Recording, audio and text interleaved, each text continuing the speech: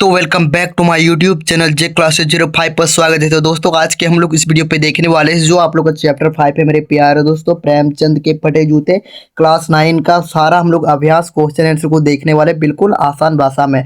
तो चलिए दोस्तों हम लोग समय को नहीं गंवाते हैं और वीडियो को स्टार्ट करते हैं। क्वेश्चन नंबर 1 में पूछा गया है कि हरिशंकर परसाई ने प्रेमचंद का जो शब्द चित्र हमारे सामने प्रस्तुत किया है उससे प्रेमचंद के व्यक्तित्व की कौन कौन सी विशेषताएं उभर कर आती है। तो हम लोग इसका उत्तर कैसे देंगे, तो आप लोग इसका उत्तर देंगे कि हरिशंकर परसाई ने मुंशी प्रेमचंद का जो चित्र प्रस्तुत किया है उससे प्रेमचंद्र जी की कई अच्छी बातें पता चलती है। ठीक है, क्या क्या अच्छी बातें पता चलती है प्रेमचंद का। तो पॉइंट नंबर 1 में आप लोग लिखेगा कि वो बहुत सरल स्वभाव के थे। वो बहुत सरल स्वभाव के थे, वे ईमानदार व्यक्ति थे। उसके बाद आप लोग पॉइंट नंबर 3 में लिखेगा कि वे मेहनती थे। उसके बाद पॉइंट नंबर 4 में आप लोग लिखेगा कि उन्होंने जीवन में बहुत संघर्ष किया। जो प्रेमचंद जी जो था वो उन्होंने जीवन में बहुत ज़्यादा संघर्ष किया था। ठीक, वे स्वाभिमानी थे। वो जो थे वो स्वाभिमानी। उसके बाद आप लोग पॉइंट नंबर 6 में लिख दीजिएगा कि उन्हें गरीब लोगों से प्यार था और वो गरीब लोगों से वो प्यार करते थे। ठीक है मेरे प्यारे दोस्तों, वे समाज की बुराइयों को दूर करना चाहते थे और जो प्रेमचंद जी जो थे वो समाज की बुराइयों को दूर करना चाहते थे। ठीक है मेरे प्यारे दोस्तों, तो मुझे आशा है कि आप लोगों को क्वेश्चन नंबर 1 अच्छा से समझ में आ गया होगा। अब बढ़ते हैं हम लोग क्वेश्चन नंबर 2 की ओर। तो क्वेश्चन नंबर 2 में पूछा गया है कि सही कथन के सामने सही का निशान लगाइए। ठीक है, तो इसमें से कौन सा सही कथन है मेरे प्यारे दोस्तों, तो ये सही कथन है। बाएं पाँव का जूता ठीक है मगर दाहिने जूते में बड़ा छेद हो गया है जिसमें से उंगली बाहर निकल आई है।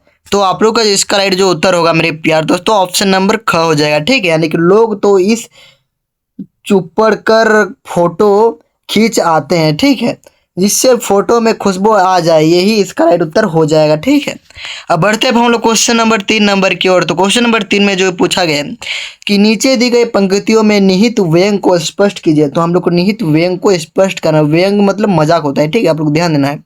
तो देखिए, तो इसका जो फर्स्ट क्वेश्चन में पूछा गया है कि जूता हमेशा टोपी से कीमती रहता है, यानी कि जो जूता होता है वह टोपी से कीमती रहता है। अब तो जूते की कीमत और बढ़ गई है और अभी तो जूता की कीमत और बढ़ गया है। ठीक है, और एक जूते पर 25 टोपियां न्यौछावर होती है, यानी कि एक जूता लेंगे तो 25 टोपी आ जाएगा। ठीक है मेरे प्यारे दोस्तों, देखिए इसका उत्तर आप लोग कैसे देंगे। तो इसका उत्तर आप लोग कहेगा कि इस कथन का अर्थ है कि समाज में इज्जत और चरित्र से ज़्यादा धन है। ठीक है, और बाहरी दिखाने को महत्व दिया जाने लगा है। आज के समय में जूते यानी पैसे की कीमत और भी बढ़ गई है, यानी कि जो जूते का जो कीमत है यानी वो और भी बढ़ गया है। ठीक है, समझ में आ गया होगा।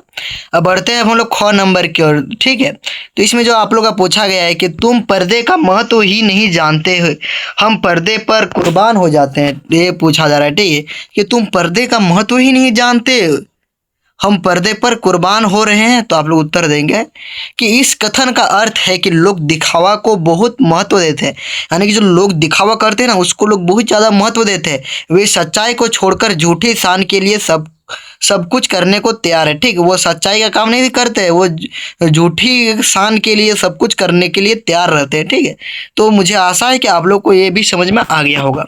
अब बढ़ते हैं हम लोग क्वेश्चन नंबर ग नंबर की ओर। तो ग नंबर में आप लोग का पूछा गया है कि जिसे तुम घृणित समझते हो उसकी तरफ हाथ की नहीं पाँव की अंगुली से इशारा करते हो।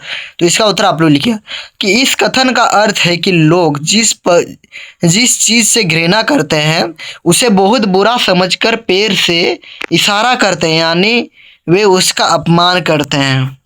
अब बढ़ते हैं हम लोग क्वेश्चन नंबर 4 नंबर की ओर। तो देखिए क्वेश्चन नंबर 4 में क्या पूछा जा रहा है।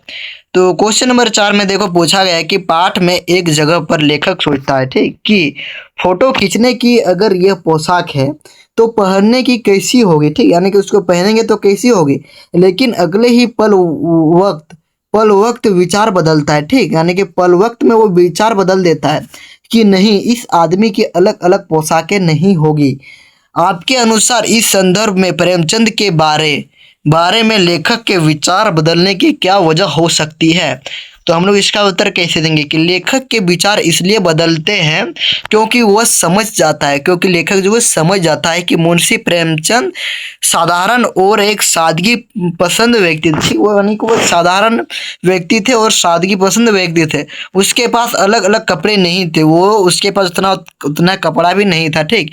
वे दिखावा में विश्वास नहीं करते थे, और दिखावा जो करता था ना तो उसको विश्वास नहीं करते थे प्रेमचंद जी, और सादा जीवन ही जीते थे, और उसका उतना रहन सहन उतना रईसी जैसा नहीं था, वो एकदम सिंपल जीवन जीते थे, ठीक है। तो देख लीजिए हम लोग देख चुके हैं 4 नंबर, 5 नंबर की ओर बढ़ते हैं।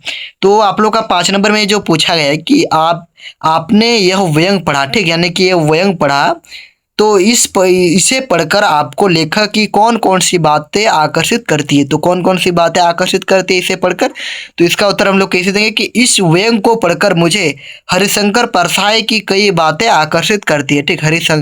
हरिशंकर परसाई की कई बातें आकर्षित करती है। उन्होंने सरल भाषा, जैसे कि हास्य, व्यंग शैली, सच्चाई कहने का साहस और समाज की बुराइयों का चोट करने का तरीका बहुत अच्छा लगता है। अब हम लोग क्वेश्चन नंबर 6 की ओर बढ़ते हैं कि पाठ में टीले शब्द का प्रयोग किन संदर्भों को इंगित करने के लिए किया गया होगा। तो हम इसका उत्तर कैसे देंगे कि पाठ में टीले शब्द का प्रयोग समाज में जमा बुराइयां, अन्याय और ऊंच नीच जैसे समस्याओं को बताने के लिए किया गया होगा, ठीक है। तो 6 का देख लीजिए कि पाठ में टीले शब्द, यानी कि जो इस पाठ है, तो टीले शब्द का प्रयोग समाज में जमा बुराइयां, अन्याय और उच्च नीच जैसे समस्याओं को बताने के लिए ये किया गया है, ठीक। तो इसमें इंगित किया गया है पाठ में टीले शब्द का। अब बढ़ते हैं हम लोग 7 नंबर की ओर। तो प्रेमचंद के फटे जूते को आधार बनाकर परसाई जी ने यह व्यंग लिखा है। आप भी किसी व्यक्ति की पोशाक का आधार बनाकर एक व्यंग लिखिए। तो इसका हम लोग व्यंग कैसे लिखेंगे, हमारे मोहल्ले के शर्मा जी की एक टोपी बहुत प्रसिद्ध है, ठीक। देखो एक हम लोग को व्यंग करना है, तो देख लीजिए टोपी इतनी बड़ी है कि लगता है जैसे पूरा ज्ञान उसी में भरा हो। जहाँ जाते हैं टोपी पहले पहुंच जाती है और शर्मा जी बाद में।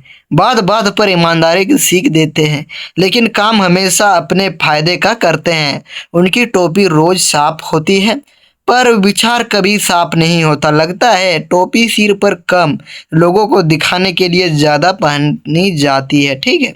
समझ में आ गया होगा दोस्तों। क्वेश्चन नंबर 7, क्वेश्चन नंबर 8 कि आपकी दृष्टि से में वेशभूषा के प्रति लोगों की सोच में आज का परिवर्तन आया है, ठीक। तो हम लोग इसका उत्तर कैसे देंगे, तो इस देख लीजिए हमारे मोहल्ले में शर्मा जी की एक टोपी प्रसिद्ध है, ठीक। तो देखो दोस्तों ये क्वेश्चन है ना, तो ओ नहीं है दोस्तों, अलग अलग है, सॉरी दोस्तों। हमारे मोहल्ले में शर्मा जी की टोपी बहुत प्रसिद्ध है। टोपी इतनी बड़ी थी, लगता है कि वही आप लोग का बार बार इसी में भी दिया गया है, ठीक है। तो ये वीडियो आप लोग को अच्छा लगा तो अपने दोस्तों के साथ ज़्यादा से ज़्यादा शेयर करें, और आप लोग न्यू हैं तो सब्सक्राइब कर दीजिए ताकि आप लोगों को इसी प्रकार और अच्छे वीडियो आप लोगों को प्रोवाइड हो सके, ठीक है। और ये आप लोगों का जो है वो आप लोगों का चैप्टर 5 है, और आप लोग का जो चैप्टर जो है चैप्टर 3 या 3 तक मैंने मेरे हिसाब से अपलोड कर दिया, ठीक है। तो आप लोगों ने उस सब वीडियो को भी नहीं देखा है तो उस सब वीडियो को भी देख लेंगे, ठीक है। तो जय हिंद, वंदे मातरम।